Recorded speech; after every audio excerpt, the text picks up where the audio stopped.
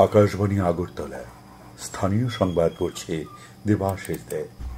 ভারতীয় রেলওয়ে তৎকাল ticket booking পদ্ধতিতে গুরুত্বপূর্ণ পরিবর্তনের ঘোষণা করেছে।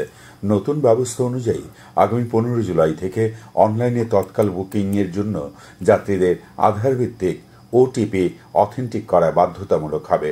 Computerised passenger reservation system counter এবং অনুমোদিত এজেন্টদের মাধ্যমে বুক করা তৎকাল টিকিটের জন্য বুকিং এর সময় ব্যবহারকারীরা প্রদত্ত মোবাইল নম্বরে পাঠানো ওটিপি অথেন্টিকেট করা প্রয়োজন হবে। তৎকাল টিকিটে স্বচ্ছ, ন্যায়সঙ্গত ও যাত্রীদের স্বার্থেই এই ব্যবস্থা বলে রেল মন্ত্রক থেকে জানানো হয়। রেলওয়ে মন্ত্রক জানিয়েছে যে শুধুমাত্র সেই সব যাত্রী সাধারণ আইআরসিটিসির ওয়েবসাইট এবং অ্যাপের মাধ্যমে অনলাইনে তৎকাল টিকিট বুক করতে পারবেন যারা তাদের অ্যাকাউন্টে আধার নম্বর সংযোগ করেছেন। মুখ্যমন্ত্রী অধ্যাপক ডাক্তার মানিক সাহা সম্প্রতি জলে ডুবে মৃত 7 জনের পরিবারের সদস্যদের হাতে আর্থিক সহায়তা হিসেবে গতকাল 4 লক্ষ টাকা করে চেক তুলে দেন। সম্প্রতি পশ্চিম জেলার বিভিন্ন স্থানে জলে ডুবে 7 জনের মৃত্যু ঘটে। জলে ডুবে যাঁদের প্রাণহানি হয়েছে তারা হলেন সিধাই থানাধীন রামসাধুপাড়া এলাকার পিয়ালি দেববর্মা এবং প্রিয়াঙ্কি দেববর্মা, জেরানিয়া জয়নগর এলাকার মাহিন্দ্র সিং, মান্দাইপাড়া এলাকার তন্ময় দেবনাথ, উজান অভয়নগর এলাকার লিটন সাহা, মজলিশপুর ব্রজনগরের প্রসেনজিৎ দেবনাথ এবং প্রতাপগড় এলাকার অঙ্কুর শেষী দাস। সম্প্রতি শোকাহত পরিবার পরিজনদের প্রতি সমবেদনা জ্ঞাপন করেন মুখ্যমন্ত্রী। পর্যটন মন্ত্রী সুশান্ত চৌধুরী বলেছেন, রাজ্যের পর্যটন শিল্পের উন্নয়নে 350 কোটি টাকারও বেশি অর্থে বিভিন্ন প্রকল্পের কাজ চলছে। কেন্দ্রীয় সরকারের পর্যটন মন্ত্রকের স্বদেশ দর্শন প্রকল্প এবং এশীয় উন্নয়ন ব্যাংকের আর্থিক সহায়তায় এইসব উন্নয়ন প্রকল্পের কাজ চলছে। গতকাল আগরতলার গীতাঞ্জলি ট্যুরিজম গেস্ট হাউসে ত্রিপুরা পর্যটন উন্নয়ন নিগমের বোর্ড অব ডিরেক্টরসের বৈঠকে পর্যটন মন্ত্রী সুশান্ত চৌধুরী সংবাদ মাধ্যমের কাছে এই তথ্য জানান।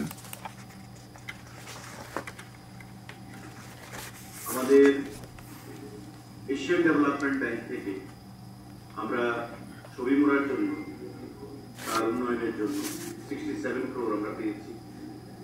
ঊনকোটিতে, সোনামুখীতে প্রায় 72 কোটি টাকার কাজ চলছে। এডিবি উদয়পুরের বন্দুয়ারে 51 শক্তিপীঠ নির্মাণের জন্য 98 কোটি 70 লক্ষ টাকা প্রদান করা হয়েছে।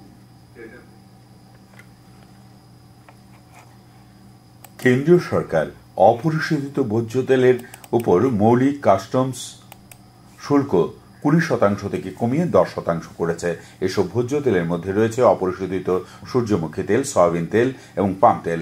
এই সিদ্ধান্তের ফলে অপরিশোধিত এবং পরিশোধিত ভোজ্য তেলের মধ্যে আমদানি শুল্কের পার্থক্য 8.75% থেকে 19.25% পৌঁছেছে।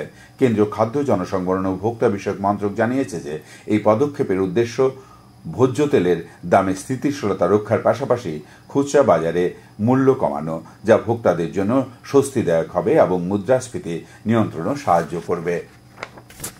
কৃষি ও বিদ্যুৎ মন্ত্রী রতনলাল নাথ বলেছেন, প্রধানমন্ত্রী নরেন্দ্র মোদীর নেতৃত্বাধীন 11 বছরের শাসনকালে ভারত বিশ্বের 4র্থ অর্থনীতির দেশ হিসেবে পরিগণিত হয়েছে। মশলা, তুলা, ডালশস্য, দুধ উৎপাদনে ভারত এখন শীর্ষস্থানে। গতকাল কুমারঘাটে বিজেপির মণ্ডল কার্যালয়ে আয়োজিত সাংবাদিক সম্মেলনে তিনি এই কথা বলেন।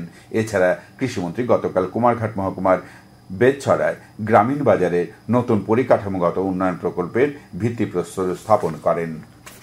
প্রধানমন্ত্রী নরেন্দ্র মোদীর নেতৃত্বে এনডিএ সরকারের বিকশিত ভারতের অমৃতকাল সেবা, সুশাসন, গরিব কল্যাণে 11 বছরের কর্মসূচি সম্পর্কে বিজেপি ছামনু মণ্ডলের উদ্যোগে গতকাল ছামনুতে এক মত বিনিময় সভা ও সম্বর্ধনা অনুষ্ঠানের আয়োজন করা হয়। অনুষ্ঠানের উদ্বোধন করেন বিধায়ক শম্ভুলাল চাকমা। তিনি বলেন, প্রধানমন্ত্রী নরেন্দ্র মোদীর নেতৃত্বাধীন কেন্দ্রীয় সরকারের সময়কালে ভারতবর্ষে এক নতুন যুগের সূচনা হয়েছে।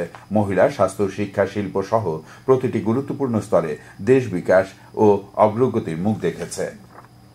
মৎস্য প্রাণী সম্পদ বিকাশ মন্ত্রী সুশান্ত দাসের পৌরোহিত্যে গতকাল বিলুনিয়া সার্কিট হাউসে এক পর্যালোচনা বৈঠক অনুষ্ঠিত হয়। বৈঠকে মৎস্য চাষ ও প্রাণী সম্পদ বিকাশে সরকারের গৃহীত বিভিন্ন পদক্ষেপ নিয়ে পর্যালোচনা করা হয়। উপস্থিত ছিলেন বিধায়ক দীপঙ্কর সেন, অশোক কুমার মিত্র, মাইলামফ্রু মগ, স্বপ্না মজুমদার, সচিব দীপা ডি নায়ার, দক্ষিণ জেলা পরিষদের সভাধিপতি দীপক দত্ত, জেলা শাসক মোহাম্মদ সাজ্জাদ পি ও অন্যান্য আধিকারিকরা।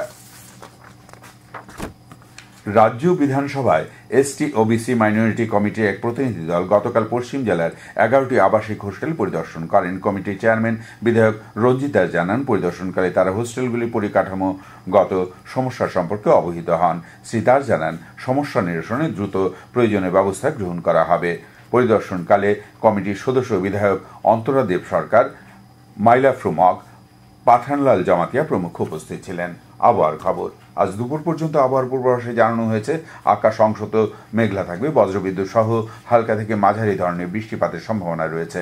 সঙ্গে ঘন্টায় 30 থেকে 40 কিলোমিটার বেগে ঝড়ো হাওয়া বয়ে যেতে পারে। তাছাড়া উত্তর ধলাই ও দক্ষিণ জেলার কোথাও কোথাও ভারী বৃষ্টিপাতের সতর্কতা রয়েছে। আগরতলা ও তার আশেপাশে গতকাল সকাল থেকে আজ ভোর পর্যন্ত বৃষ্টিপাত হয়েছে 2.6 মিলিমিটার। আগরতলায় আজ ভোরের সর্বনিম্ন তাপমাত্রা ছিল 26.2 ডিগ্রি সেলসিয়াস। দিনের সর্বোচ্চ তাপমাত্রা থাকবে 34 ডিগ্রি কাছাকাছি। স্থানীয় সংবাদ এখনকার মতো এখানেই শেষ হলো। পরবর্তী স্থানীয় সংবাদ শুনতে পাবেন আজ সন্ধ্যা 7:55।